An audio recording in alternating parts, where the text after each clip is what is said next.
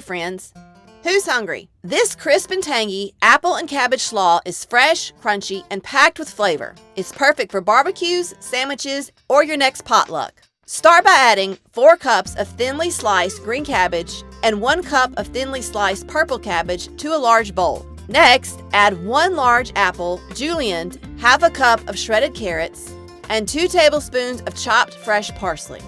In a separate bowl, make the dressing.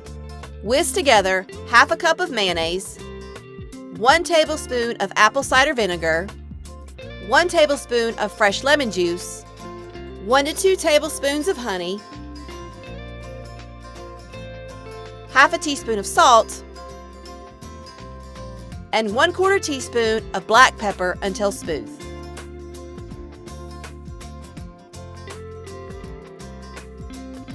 Pour the dressing over the slaw and toss everything together until it's evenly coated.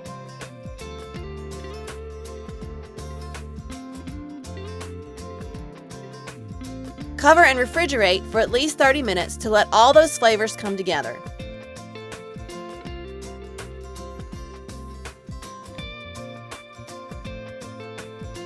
Looking for more recipes? Watch my next video and be sure to subscribe to my channel.